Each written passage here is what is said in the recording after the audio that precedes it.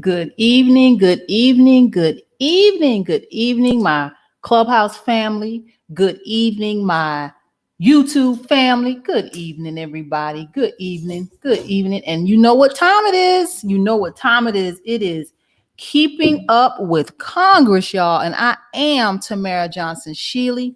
If you are live right here on YouTube, please hit that like button. Hit the like button. Don't forget, hit the like button. I see you, family, coming on in. Hit the like button, hit the subscribe button, hit that notification button, and share, y'all. We are LIVE. It is, what's today, y'all? It is Wednesday. Have to look at the calendar. April 7th. This month is moving. This year is moving, but it is 2021. I will take it. So let's get this party started. You know, this is always brought to you by Withhold the Vote. Let me make this screen larger for those of you watching on YouTube.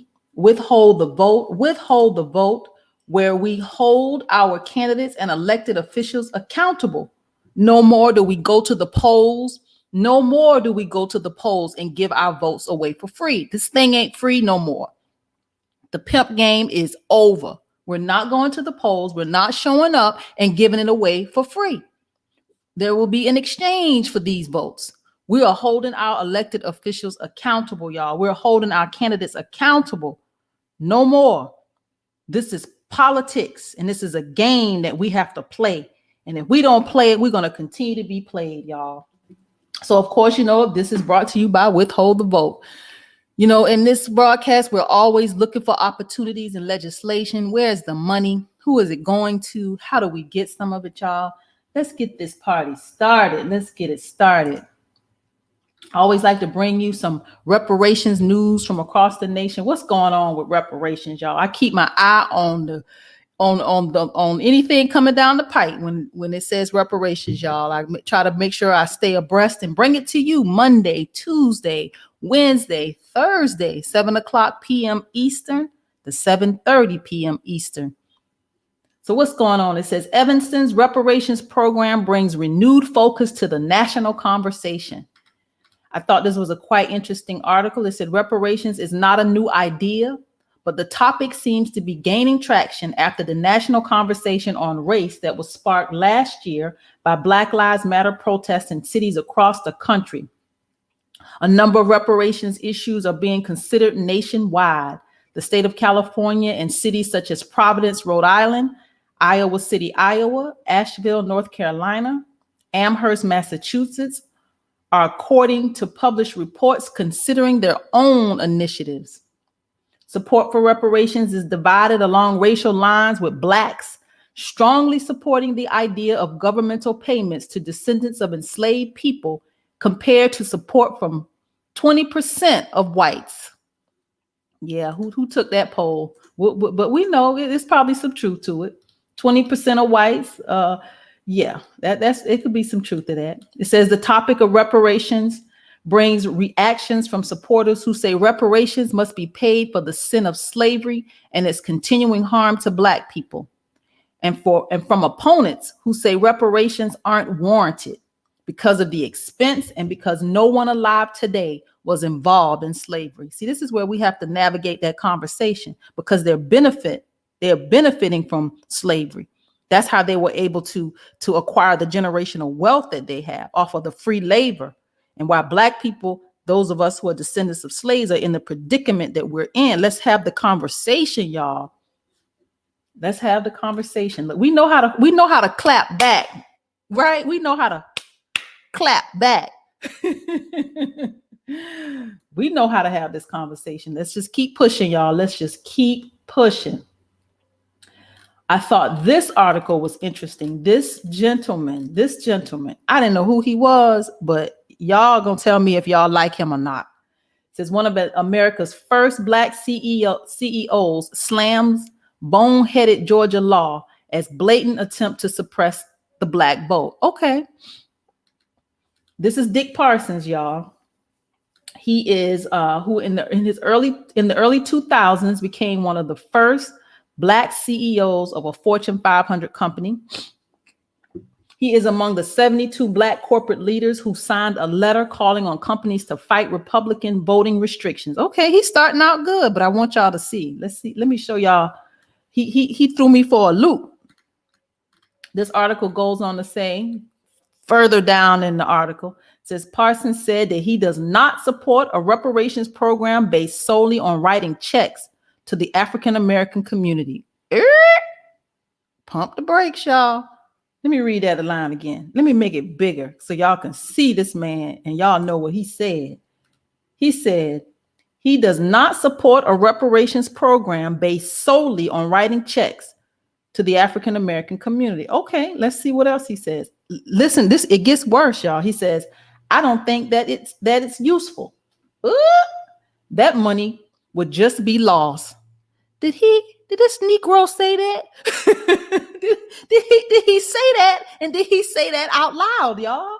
I don't think that's useful. That money would just be lost. Quotes. Parsons, it says, however, Parsons said he would strongly favor a broader reparations package built around training, education, and support to help Black families get a hold on the American dream. This man, y'all, this man. Look, brother, Blacks got left behind and are still behind 100 and more years later and need some help with catching up, Parsons said. But it's more than simply transferring money to them. Well, what the hell else would it be? What else would it be? How do we close the racial wealth gap if it ain't money? You're going to give us some education and some training, and we're going to pull ourselves up by our bootstraps while white America still has 10 times the wealth of Black America. Really? Really, bruh? Look, who's one of the first Black CEOs of a Fortune 500 company, y'all? He ain't hurting. The rest of us are.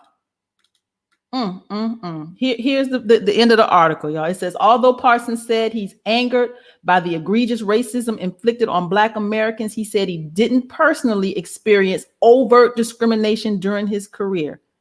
So it could have been covert. It could have been covered up. You know, they could have, but he didn't. It didn't slap him in the face, quote unquote, right? He says, I've had a charmed run, I guess. Ooh. I suppose that's one of the reasons why I still have a lot of hope and optimism that we as a country can get past this in an enduring and durable way. Y'all shaking my damn head. This brother who got his,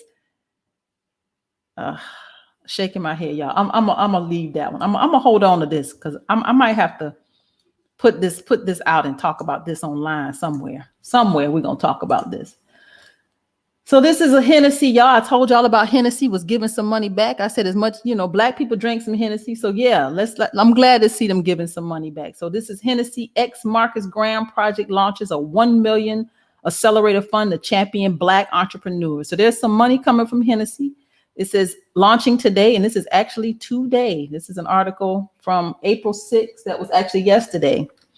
Hennessy will unveil the Never Stop, Never Settle Society, a holistic growth accelerator co-created with the Marcus Graham Project to ensure a more equitable landscape for Black entrepreneurship. The Never Stop, Never Settle Society was instituted to provide Black entrepreneurs with high impact funding, resources, and infrastructure to further their journeys and ultimately transform communities. Hennessy will accept applications starting today, which was yesterday, y'all, April the 6th, yesterday, awarding a number of member benefits to qualified applicants. Y'all, here it is. Grants in the amount of $50,000 will be administered to early ventures with potential to reshape the world through social impact. So I'm telling you, y'all, Hennessy and this Hennessy, the X Marcus Graham Project. Look it up, y'all. Hennessy, the X Marcus Graham Project. I want y'all to get it. I told y'all this Biden administration is about to make it rain. Money's coming from everywhere. Make sure you get you some. If you don't have a business, you better start one. You're not associated with a nonprofit, you better find you one. Get in, y'all. Get in. Get in. The world has shifted in this COVID season.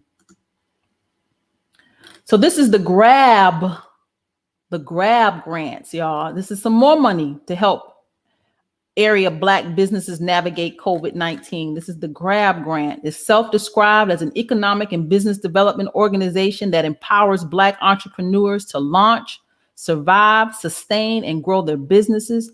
Grab, G-R-A-B-B,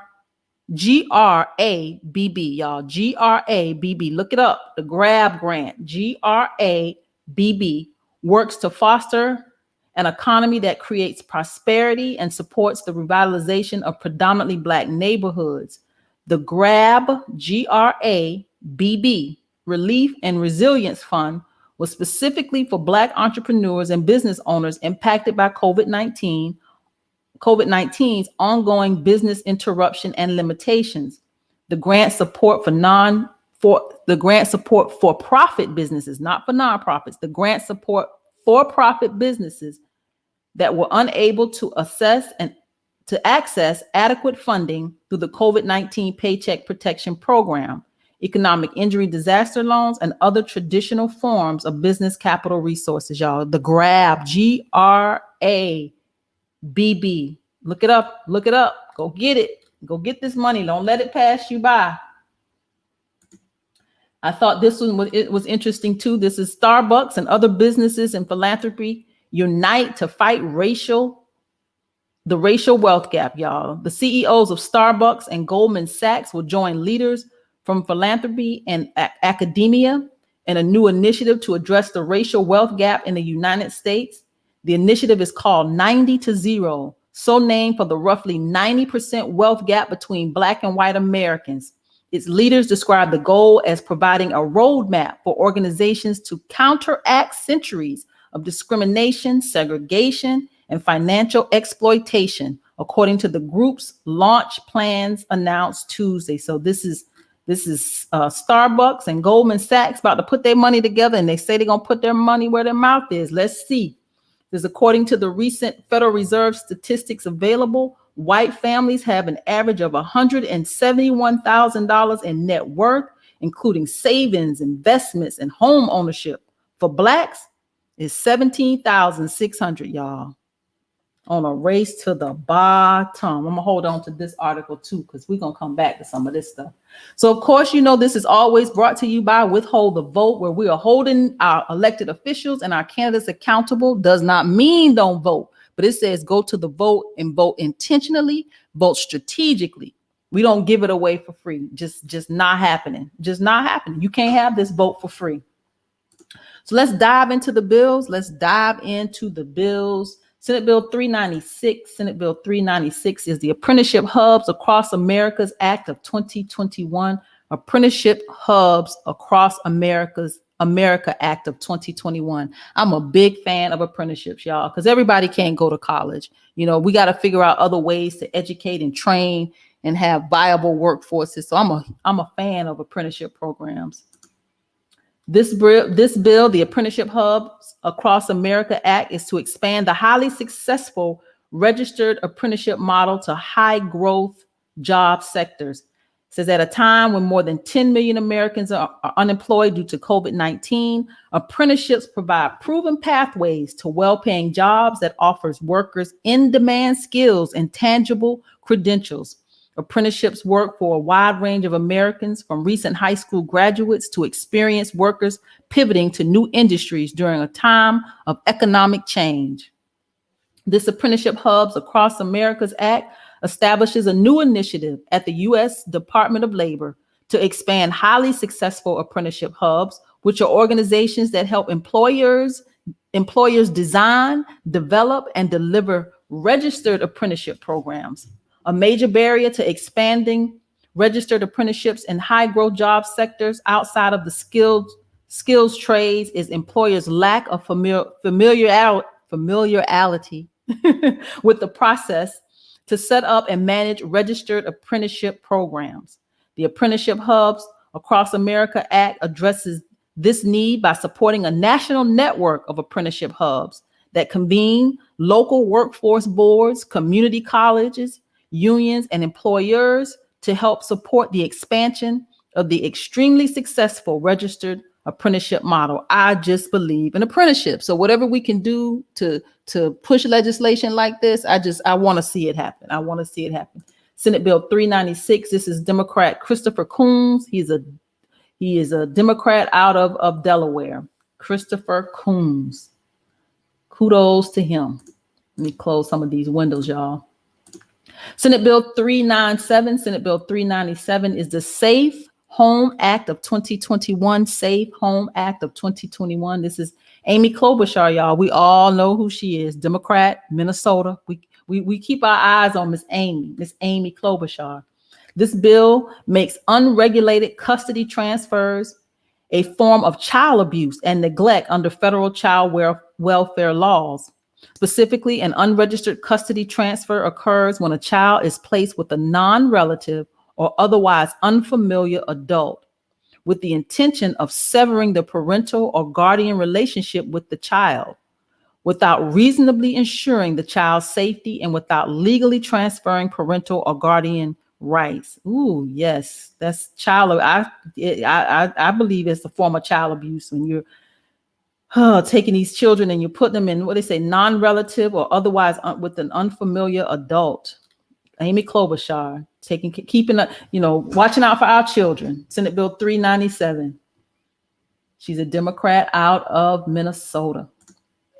Senate Bill 398. Senate Bill 398. This is Senator John Kennedy, Republican out of Louisiana. This is the Lineman Legacy Act. Lineman Legacy Act. This bill specifies that utility line technicians responding to a major disaster or emergency qualify as emergency response providers. So I guess they weren't classifying our utility, polesmen, those that are working to keep our lights on and keep our utilities intact. They didn't see them as emergency responses, but I see them that way. I get it. This is Republican John Kennedy out of Louisiana. Senate Bill 398, the Lyman Legacy Act. Senate Bill 399, Senate Bill 399, No Coronavirus Copay for Veterans Act. Senator Tammy Duckworth, she's a Democrat out of Illinois. I actually saw Tammy Duckworth on C-SPAN, y'all. I am probably a political junkie. I tend to find myself watching the History Channel, or I'll find myself watching some congressional hearing, So I was watching. I was in one of those moves, and I was watching Senator Tammy Duckworth, and she has a pretty interesting story. She lost her legs, and I didn't know her story, so she's a pretty interesting legislator, Senator Tammy Duckworth. But this bill, Senate Bill 399, this bill provides the Department of Veteran Affairs from requiring a copayment or other cost sharing for qualifying preventative services related to COVID-19. So this is to no copays for the veteran. She's a veteran herself. She was shot down. Like I said, her story is interesting. So I see her heart for veterans as being a veteran herself. Senate Bill 399. Senate Bill 400, William T. Coleman Jr., Department of Transportation Headquarters Act. This is introduced by Senator Wicker, Roger Wicker. He's a Republican out of Mississippi, Roger Wicker. This bill designates the headquarters building of the Department of Transportation located at 1200 New Jersey Avenue Southeast in Washington, D.C. as the William T. Coleman Jr. Federal Building. So I wanted to look him up. Now, mind you, I see he's a Republican out of Mississippi, Roger Wicker. Let's click and see who he is real quick. I didn't take a look to see who he was. So that's him, older white gentleman. Okay, Mr. Roger Wicker. But Senate Bill 400, I looked up who this William T. Coleman Jr. William T. Coleman Jr. So his name is William Thaddeus Coleman Jr.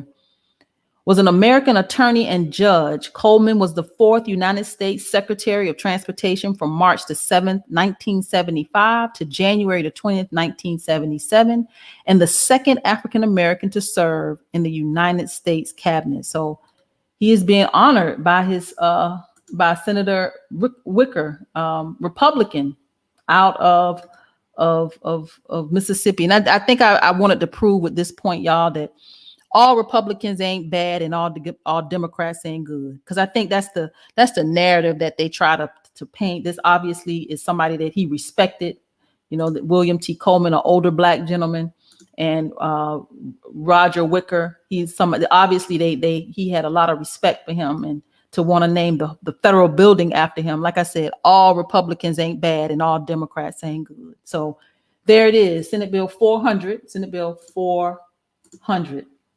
Senate Bill 401, y'all. We are just a few minutes away from the half hour. We'll wrap this up in just a bit. This is the Conscious Protection Act of 2021. Conscious Protection Act of 2021. This is James Lankford, Senator James Lankford. He's a Republican out of Oklahoma. The Conscious Protection Act of 2021 is to protect healthcare providers, including health insurance plans, from government discrimination if they decline to participate in abortions. Yeah, I told you we see this a lot. We see abortion bills a lot. The Conscious Protection Act also provides a private right of action for victims of discrimination. So it goes on to say, no one, this is the legislator, he says, no one should have to check their faith or moral convictions at the door when they enter their workplace. Unfortunately, many healthcare workers don't have the legal protection to decline to participate in abortions. Today's bill provides doctors, nurses, and other healthcare workers permanent protection from being discriminated against by employers if they choose to follow their conscience and do not wish to perform, participate in, or provide an abortion. Says Lankford, no healthcare worker should be forced to choose between their jobs and their conscience. It shouldn't be controversial. Many entered healthcare to protect life. They should not be forced to take a life to keep their jobs. He's standing on that. And this is his bill, Senate Bill 401, the Conscious Protection Act of 2021. Keeping our eyes on Congress, y'all. Senate Bill 402, the Network Security Trade Act of 2021. This bill expands the overall trade negotiating objectives of the United States to require that negotiators seek to ensure the security and autonomy of global communication infrastructure. So this is Senator Thune, John Thune. He's a Republican out of South Dakota. I looked this up a bit further because I didn't understand it either, y'all. So just to get some clarity, the Network Security Trade Act legislation is to ensure U.S. communications infrastructure security is a clear negotiating objective of our country's trade policy. So this is what Thune had to say, Senator Thune. He said, there's a lot of promise with new and advanced technologies like 5G, but the United States can only deliver on those promises if we maintain the security of communications networks, both at home and abroad. This legislation would assure that the security of the equipment and technology that create the global communication infrastructure is front and center in our trade negotiations, because you can't have optimal free trade if the global digital infrastructure is compromised. So there it is, y'all. He's making sure that our global digital infrastructure is not compromised, and it's a part of the negotiations, and everybody's working together to ensure that, there's no tapping into us on the internet and our digital infrastructure. So Senate Bill 402, Senate Bill 402. Senate Bill 403, Senate Bill 403. This is the FOCA Act, FOCA Act, FOCA Act. This is Senator Todd Young, Republican out of Indiana. This bill prohibits federal construction contracts or controlling documents for federally supported construction projects from requiring or prohibiting project labor agreements. Such documents also may not discriminate against or give preference to a bidder or contractor who signs or refuses to sign a project labor agreement. So this is about these project labor agreements. I looked it up just to get some more clarity. Like some of this stuff, like I said, when you read it, you don't know what's going on, but you kind of got to dive in. And I always look for their press releases because that usually gives me more insight specifically to why the legislator actually introduced the bill. So the Fair and Open Competition Act encourages more qualified construction companies to compete for federal and federally funded construction projects, providing value for hardworking taxpayers while benefiting the construction industry. At a time when the Biden administration is signaling its support for more government-mandated project labor agreements on our nation's construction project, this bill prevents federal agencies and recipients of federal funding from requiring contractors to sign controversial PLAs as a condition of winning federal or federally assisted construction contracts. So this is all about these construction contracts that are coming down the pipe with all these new jobs and this new infrastructure that our president is going to create. So he says. So here, that was making sure that they have some clarity with their contracting. Senate Bill 404, Senate Bill 404, the Coronavirus Housing Counseling Improvement Act, the Coronavirus Housing Counseling Improvement Act. This is Menendez, Senator Robert Menendez, Democrat out of New Jersey. This bill authorizes additional housing counseling services provided through the Neighborhood Reinvestment Corporation. Funding priority is given to counseling organizations that target low-income and minority homeowners, renters, individuals experiencing homelessness, and individuals at risk of homelessness. So this is the Coronavirus Housing Counseling Improvement Act. Senator Menendez, Democrat out of New Jersey, y'all. We made it. We're almost at the half hour, y'all. Just a few more minutes. We're on our last bill. But this is the VQuez Recovery and Development Act. I'm butchering that word. But this bill provides a framework to compensate certain residents of the island of VQuez, Puerto Rico. It's in Puerto Rico for the use of such island for military readiness. This bill set forth provisions regarding award amounts for individuals and for claims by the municipality of Vieques. I'm gonna tell you, this is an interesting bill. I didn't go any further than reading it here, but I'm gonna tell you why it's interesting. This is, again, Senator Menendez, Robert Menendez, Democrat out of New Jersey. It says an individual claimant who has resided on the island of Vieques for not less than 5 years shall be awarded monetary compensation if the claimant contracted a chronic or life-threatening case of cancer, hypertension, cirrhosis, kidney disease, diabetes, or heavy metal poisoning during or after the government used the island for military readiness. So they went over there and contaminated the people's lands, y'all.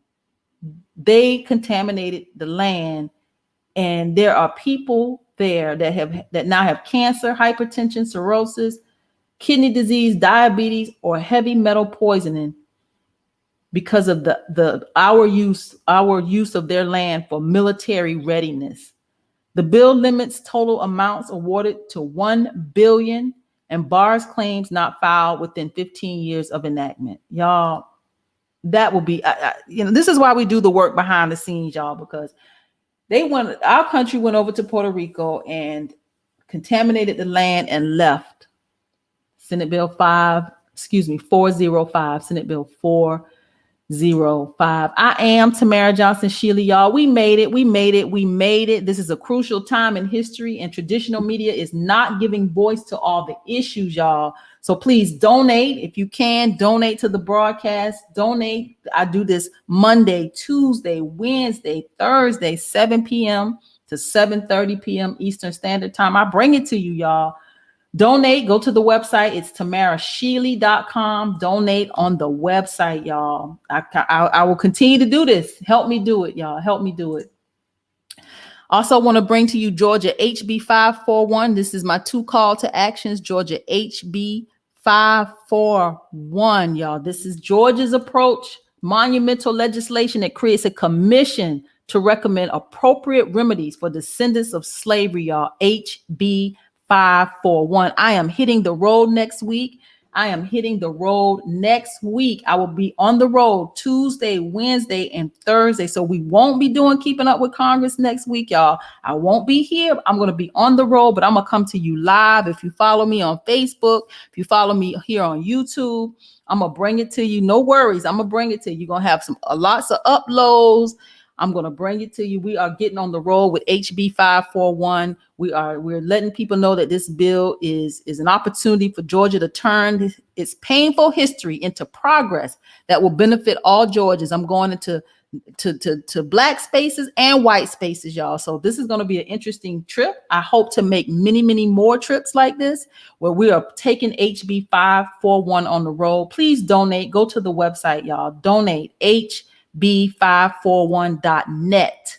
So that's hb541.net. Donate, join the email list, y'all. Help me gas. You know how I roll. I'm out here and riding around in Georgia and in the little RV. Help me do it, y'all. Help me do it. We're taking HB 541 on the road. So next week is going to be very exciting. I'll keep talking about it, but donate and let's make sure we have everything we need. We got to have a whole bunch of flyers and we got to get out there and we got to do it. So HB 541. Again, this is brought to you by Withhold the Vote. Go to the website, join us, be a part of what we're doing, support there. This is the work, y'all. 2022 is right around the corner. I just would hate for us to get to 2022 and not have this kind of, I call it homework. We're doing our homework. We're staying in the fight. We're staying in the game. We're learning the players. We're doing all the things we need to do to make sure that when 2022 rolls around, that we are politically astute and we're prepared, y'all. We will be prepared for 2022. We're not going to the polls and getting pimped no more. We're not going to the polls. Robert, I see you. Send me a message. I don't have information to contact you. I see what you're saying. You got some strategies. Yes. Send me an email, Robert. Send me an email. Go to my website, tamarashealy.com, and let's schedule some time to talk. Send me an email, Robert. So thank you guys for joining me tonight. Thank you for joining me. Of course, I'll be back tomorrow, 7 p.m. to 7:30 p.m. Right here on Clubhouse. I see you, family, and YouTube. Have a great evening, everybody, and see you tomorrow.